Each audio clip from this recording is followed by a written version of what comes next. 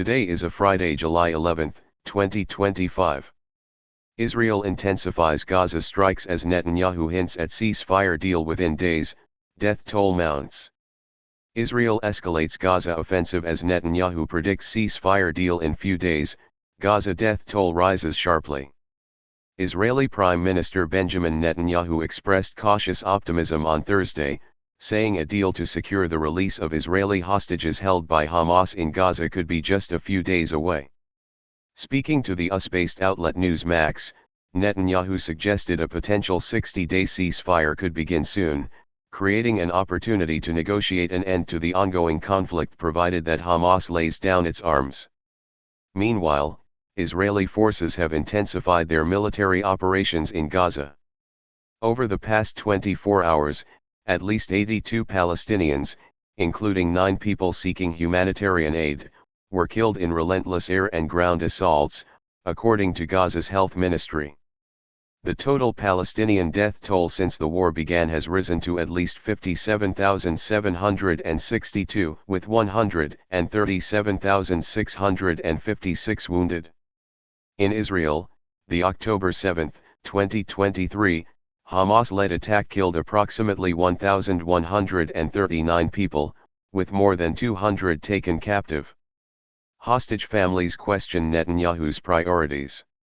Some families of Israeli hostages remain skeptical about the government's commitment to securing their loved ones' release. After meeting Netanyahu in Washington, D.C., on Wednesday, Moshe Lavi, whose brother-in-law is among the captives, expressed disappointment, saying he left the meeting unconvinced that returning the hostages is truly a top priority for the Prime Minister. In a post on X, formerly Twitter, Lavi criticized Netanyahu for focusing more on operations in Gaza, Iran, and Lebanon, rather than pursuing a comprehensive deal to release all 50 hostages. Rising violence in the West Bank. Violence is also escalating in the occupied West Bank. Earlier this week, Israeli settlers set fire near the ruins of a 5th-century church in Taiba, a Christian-majority village near Ramallah, alarming local priests who described it as an attack on one of Palestine's oldest religious landmarks. Separately, on Thursday, a Palestinian attacker killed an Israeli soldier during a stabbing and shooting incident in Gush Etzion before being shot dead.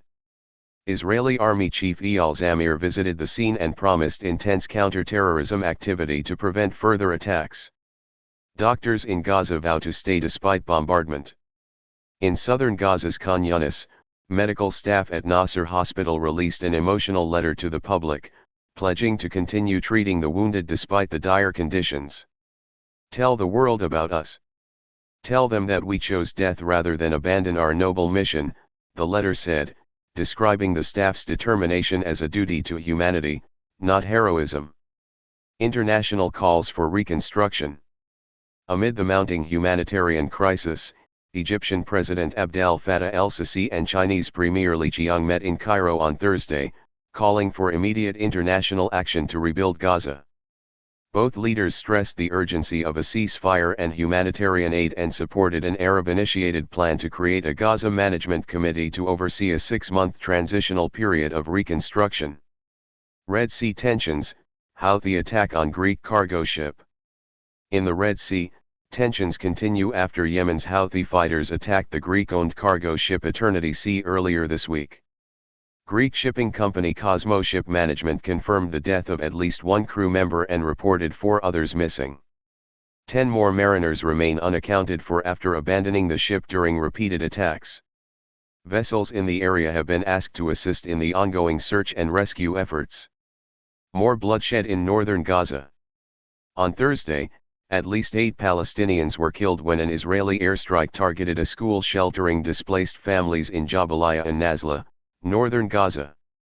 Dozens more were wounded, according to medical sources at Al-Shifa Hospital. Israeli officer killed in Khan Yunis. The Israeli military confirmed the death of a 21-year-old officer from the Golani Brigade during operations in Khan Yunis. He was killed by shrapnel after an explosion while rigging buildings with explosives. Thanks for watching and subscribing to the channel.